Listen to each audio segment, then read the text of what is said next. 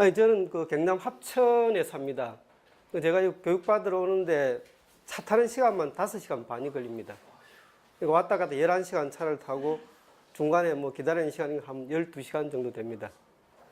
그래서 제가 이렇게 이제 그 시간 들여서 이제 오게 되는 이유가 뭔가 하면 제가 경남도당에 지금 부위원장을 맡고 있으면서 교육연수위원장을 맡고 있습니다.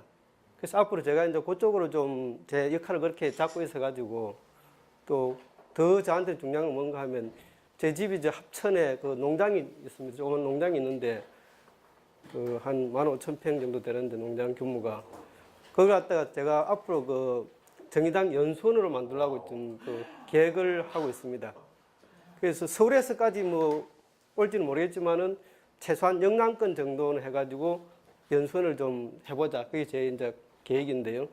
그러니까 뭐 그거는 크게 어려운 건 아닌 것 같아요. 왜냐면 장소가 있기 때문에 거기다 뭐 이런 프로젝트 이런 할 수 있는 뭐 시설만 갖추면. 제가 생각한 교육은 한 50명, 100명 이거 모아놓고 하는 게 아니라 한 1박 정도로 해가지고 한 15명, 20명 정도 해가지고 그야말로 이제 하여튼 뭐 와서 충분하게 토론하고 뭔가 이제 이렇게 뭐랄까 이제 그걸 뭐 어떻게 표현해야 되나 뭔가 뿌리를 뽑고 갈 수 있는 그런 교육을 좀 하려고 생각하거든요. 예를 들어서 이제 뭐 취입 당원이 들어왔다. 도대체 정의당이 뭐 하는 당이냐? 뭐 앞으로 뭐 어떤 전망을 가지고 있냐? 그럼 내가 정의당 들어와서 내가 또 할 수 있는 일은 뭐고 내가 이렇게 함으로 해가지고 앞으로 우리 사회가 어떻게 달라질 수 있냐? 그런 부분들을 갖다가 하여튼 충분히 이제 서로 막 밤샐 때들 모레 하여튼 이야기할 수 있는 그런 공간이 좀 필요하겠다 싶어가지고 저는 그런 공간을 좀 제공하려고 좀 저 나름대로 생각하고 있습니다. 제 이름은 최주옥이고요. 하여튼 저 강의를 뭐 이게 내용들이 다 비슷비슷하기 때문에 저는 이 내용을 다 하진 않고 몇 개만 골라가지고 뭐 어차피 실습이니까 이런 강의를 해봤다 이런 정도로 하려고 생각합니다. 자, 이게 사보험 대신에 왜 그러면 이제 국민건강보험을 강화할 필요가 있는가? 저는 단적으로 이 그래프를 보면 뭐 확실하게 이게 이제 뭐 대부분 다 이게 뭐 이해하시리라 싶은데 뭔가 하면 자, 여기 보다시피 보험료를 납부하는 거는 거의 보면 이제 3, 40, 50 뭐 거의 이제 40대에 주로 이제 뭐 제일 많고 이 30대에서 50세까지 그러니까 이제 소득이 제일 많을 때죠. 이때 이제 하여튼 뭐 이 민간 의료보험을 많이 가입하게 되고 또 보험료를 많이 내게 됩니다. 그렇지만 막상 이제 이 진료비를 보면 이게 완전 다르죠. 30대, 40대, 50대는 거의 뭐 진료비가 크게 많이 나가지 않습니다. 반면에 이게 60대, 70대, 80대가 쭉 갈수록 이게 보험료가 크게, 의료 건강보험 진료비는 크게 증가하거든요. 말하자면 이제 아프지 않을 때는 실컷 돈 내놨다가 나중에 막상 아플 때는 이제 우리가 그런 혜택을 못 받는다는, 거기에 대한 어떤 대비가 안 된다는 얘기죠. 사보험이 가장 큰 문제가 이게 아닌가 싶어요. 실컷 쓸 때 뭐 돈이 있지만 하여튼 별 혜택도 못 받으면서 이렇게 열심히 돈을 넣어놓는데 막상 뭐 회사 퇴사하거나 이렇게 이제 나이 들어가지고는 이 사보험마저 이제 그때는 뭐 덜 형편도 못 되고 그런데 병원비는 많이 들어가고 이 대책이 없는 거죠. 사보험으로서는 이런 이제 문제가 있거든요. 그것도 뭐 급여율 같은 경우에 하여튼 이게 일반 사보험 같은 한 70%, 그다음에 국민건강보험이 한 172% 정도 된다는 거. 이제 이게 요 부분 제가 하여튼 강조하고 싶은 건데요. 그럼 우리가 이제 이게 하고자 하는 건강보험 하나로가 이제 목표를 하는 게 뭔가? 당장 목표를 하는 건 이런 겁니다. 그러니까 입원 진료비를 갖다 90%까지 이게 올리자. 보장을 갖다. 그러니까 본인 부담이 10% 정도 되겠죠. 그 다음에 저는 잘 눈에 띄는 게 간병비인데요. 저도 장인어른도 오랫동안 입원하시고 해가지고 이제 이렇게 실제로 이제 가족한테는 제일 큰 부담이 간병비였던 것 같아요. 그것도 뭐 보통 서울 같은 게 간병비가 하루 한 7만 원 정도 되는가요? 그 정도 된 것 같아요. 그게 하여튼 뭐 거기 한 달 같으면 한 200만 원 넘지 않습니까? 그 가족들이 뭐 이렇게 이제 좀 분담한다 하더라도 상당히 큰 부담인데 이 간병비를 급여한다는 게 뭐 가장 제가 볼 때 눈에 띄는 그런 겁니다. 그 다음에 이제 뭐 어려운 사각지대 해소해가지고 좀 저소득층이나 이런 부분에 대한 뭐 그 의료비 이제 감면해주는 이런 걸 쭉 해서 총 한 14조 정도의 재원 가지고 이제 요 정도 이제 거의 보장이 된다는 이야기거든요. 그 뭐 보시면 이게 이 정도 같으면 아 크게 뭐 의료비 때문에 노후에 큰 걱정을 안 해도 되겠다 이런 생각은 드시죠. 그 제가 이제 이 관심 이제 이게 좀 가졌던 게 이겁니다. 강의 들으면서 그럼 도대체 어떻게 이제 이걸 갖다 실행할 거냐. 그 이걸 뭐 법을 바꿀 문제도 아니고 어찌 보면 이제 쉬운 것 같으면서 또 어려울 수도 있는 문제라는 생각이 들었습니다. 그러니까 이 지금 이제 요 결정하는 건강정책심의위원회라고 했습니다. 건정심이죠. 건강정책심의위원회에서 이제 결정을 해줘야 이게 그런 뭐 이게 정책이 실현이 되게 되는데 여기에 구성원들을 몇 면을 쭉 보면 하여튼 뭐 정부 쪽에 이제 그 사람도 있고 그 다음에 이제 이게 소비자 측, 그 다음에 공급자 측, 공이 이렇게 쭉 돼 있는데 이 가입자 측 이렇게 쭉 봤을 적에 저는 이게 정책이 시행되기 위해서 제일 관건은 이게 노조 같아요. 민주노총하고 이제 한국노총. 이게 민주노총하고 한국노총만 진짜 적극적으로 나서면 금방이라도 될 수 있다고 보거든요. 왠가 하면 이게 이제 그 자영업자나 농업민 같은 경우에 반대할 이유가 없다고 생각해요. 왜냐하면 지금 당장 그렇게 내는 돈이 많지도 않을 분들은 이제 앞으로 뭐 아무런 대책이 없거든요. 그래서 항상 불안한 상태이기 때문에 이 정도 혜택을 생각하면 쉽게 이제 뭐 동의하라고 생각하는데 저는 민주노총이 한국노총이 쉽지 않을 거라고 봐요. 제가 얼마 전에 이제 집안 행사가 있어가지고 어머님 생신이 있어가지고 저희 가족이 7남매입니다. 사남 3년대 다 모였어요. 모였는데 거기 뒤에 형은 이제 교수고 뭐 밑에 동생들은 이제 교사고 뭐 이렇게 쭉 그리고 거기 이제 그 하여튼 매제가 그 현대자동차 다녀요. 생산직 농장인데 그 월급 보면 얼마나 그랬더만 27만 원 갔는데요. 노동자가 현대자동차 생산직 노동자인데 세전소득이 보이네요. 그 연봉이 뭐 엄청나겠죠. 그래서 아까 그 뭐 이 노동자 내 이제 계급 분화 이야기했듯이 저는 요즘 이런 생각이 들어요. 이 뭐 노동자 자본가 계급 문제가 아니고 이게 대기업하고 이제 중소 내지는 이제 비정규직 이런 어떤 그 이게 말하자면 대기업은 이제 노동자나 사용자를 떠나서 대기업에 다니는 사람들 내지는 이제 사용자까지 포함해서 한 축, 그다음 그렇지 않은 축, 뭐 우리 사회가 이렇게 가고 있지 않나 싶어요. 그만큼 하여튼 이게 민주노총이나 한국노총에 가입하고 있는 노동자들은 다 보면 이제 그 하여튼 대기업 노조들이 대부분이고 또 어느 정도 직장에서 보장을 받고 있거든요. 그 지금 현재 이제 그 건강보험료 내는 게 적지 않더라고요. 이 상태에서 한 30%를 더 내라 그러면 그럼 내가 30 얼마를 내야 되는데 그걸 어떻게 사람들이 그걸 내려고 하겠냐 이런 이야기를 하더라고요. 내가 그 이제 우리 이제 정의당 정책이라면서 이야기를 했거든요. 이런 이야기 하니까.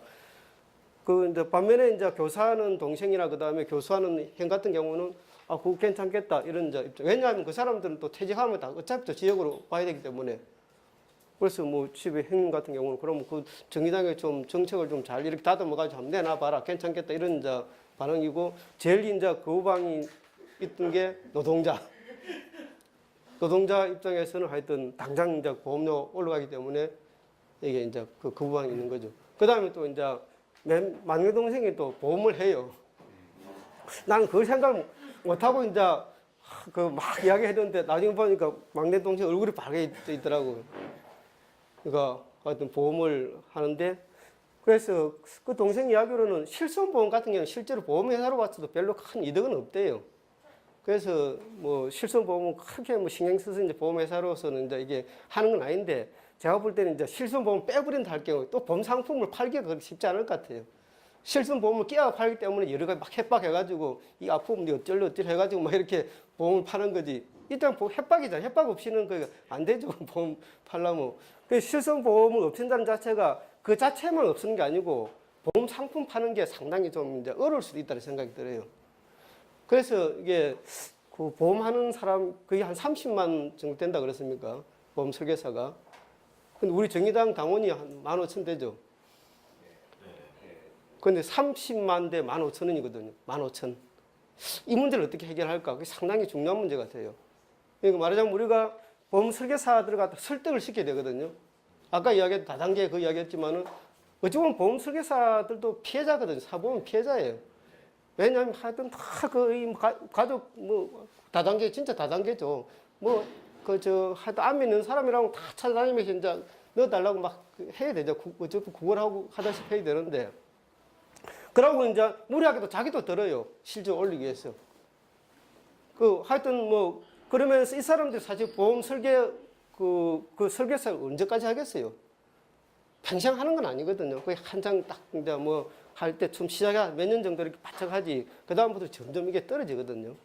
그럼 이 사람들이 그 설계사 직업을 뭐 안정적으로 계속 할 수 있는 것도 아니고 이 사람도 또 나중에 노후 되면 또 이런 마찬가지 어떤 이제 문제도 부닥치게 되는 거죠.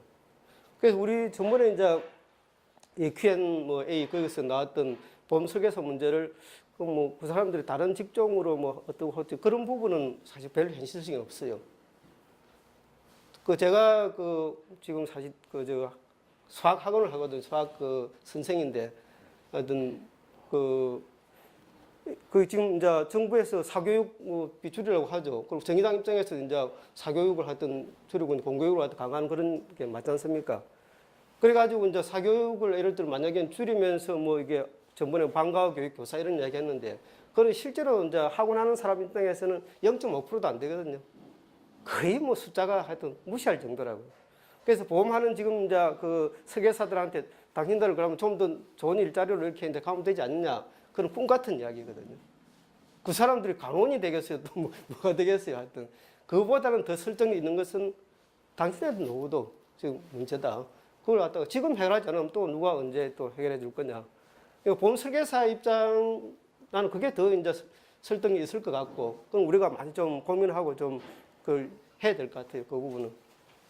그러고 이제 노동자들, 민주노총, 한국노총, 이 사람들, 그 사람 당장 회사 그만두면 이제 완전 그 보장이 다 끊겨버리거든요.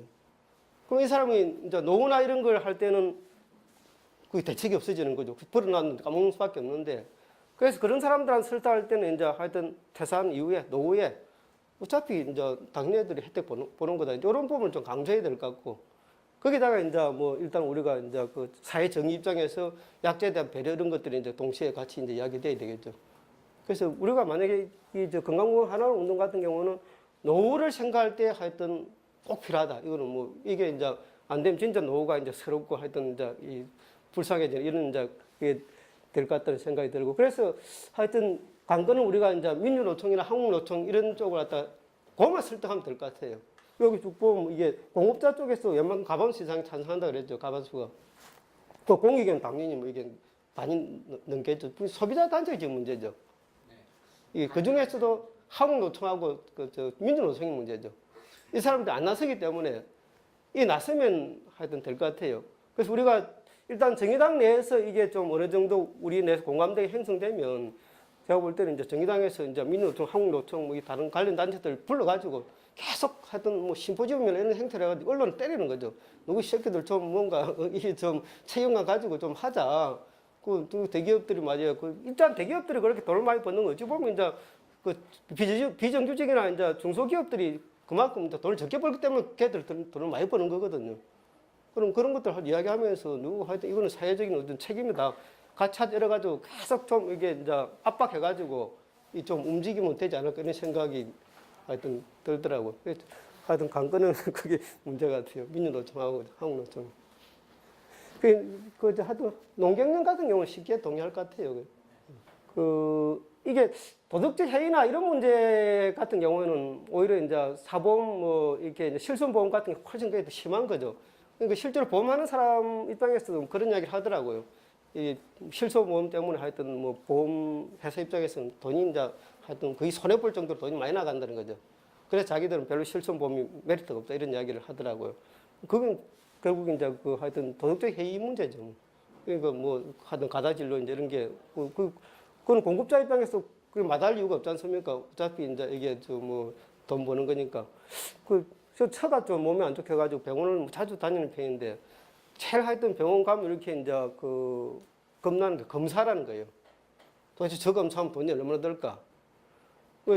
강북 삼성병원에서 제가 입원을 갔다 꽤 오랫동안 해 있었는데 이게 그 치료 받는데 예를 들어 한 100만 원 정도 들었다 그러면 검사 받는데 거의 한 500만 원 들었던 것 같아요.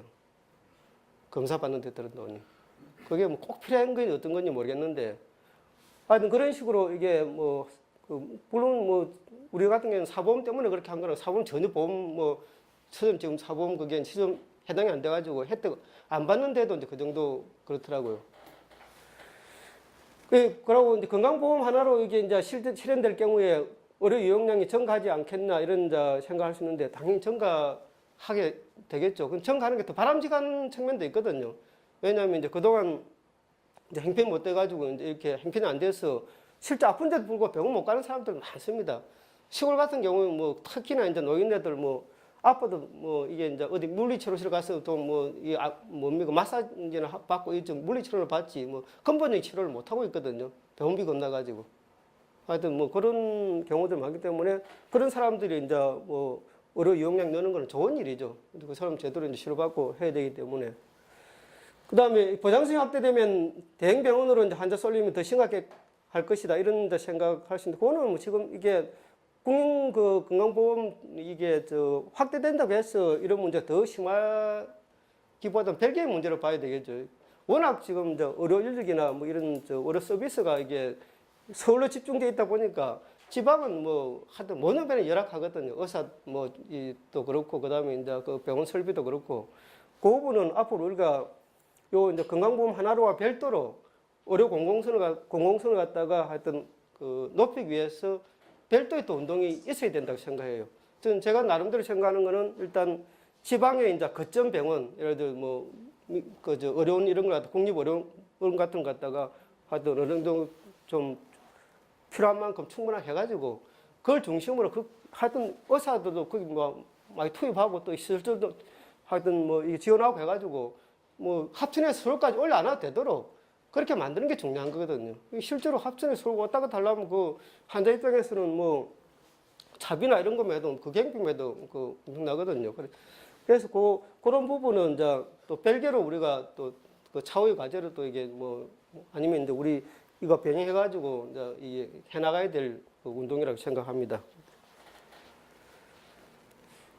그 다음에 하여튼 그 뭐 의사나 병원 수익가 조금 늘 수 있을까 생각하는데 이거는 이제 이 그 전체 의료비 중에서 이제 우리 일반 가입자들 부담을 줄이자는 목적이지 뭐 의료비 전체가 크게 확대될 거라고는 보지 않고요. 뭐 이게 이제 그 문제가 안 될 거라고 생각합니다. 공공의료 확대 문제는 뭐 이게 이제 선의 문제라기보다 함께 추진해 나가야 될 그런 이제 문제라고 생각합니다. 그다음에 이게 그동안 건강보험이 계속 인상되는데 왜 그런 보장성이 지금 계속 그 제자리에 머물러 있는가? 이 부분은 이제 하여튼 우리나라 인구가 되게 고령화되다 보니까 거기에 이제 들어가는 의료비가 많다 보니까 이제 뭐 현재는 이제 그런 상태에 있다고 이제 보시면 될 것 같습니다. 자, 그다음에 이제 이게 문제는 하여튼 이 국민 그 보험료 인상에 이제 국민이 동의해 줄 것인가 하는 건데 아까도 이야기했지만 문제가 이제 기존에 하여튼 뭐 직장이나 단체에서 이렇게 그 의료 보장을 충분히 받고 있는 요 사람들이 제일 문제일 것 같거든요. 그 이제 막상 저 같은 경우 지금 한 10만 원 정도 의료보험 내고 있는데 지역 가입자인데 나 같은 경우는 이제 33만 원 더 내고 앞으로 이제 해준다 그러면 당연히 하죠. 전혀 하여튼 거기에 대한 거부감 이런 게 없는데 아까 이야기했던 이제 대기업 뭐 현대자동차 이런 노동자들한테 지금 한 27만 원 내고 있는데 한 30불 더 내라. 당장 니한테는 별 혜택이 없다. 직장에서 뭐 받고 있기 때문에 그게 이제 쉽게 하는 문제인데 하여튼 그 부분은 이제 어떻게 이제 설득시킬 그런 이제 그게 있어야 될 것 같습니다. 요 정도 이제 제 강의는 마치도록 하고요. 그래서 뭐 앞에서 그 하여튼 간사님이 하실 것처럼 이 자료 자체에 이제 좀 동영상 같은 걸 좀 넣고 이렇게 좀 이 사람들이 좀 관심도 가지고 이게 이제 좀 흥미있게 하는 게 좀 필요할 것 같습니다. 하여튼 뭐 그동안 경청해 주셔서 감사합니다. 네. 수고하셨습니다.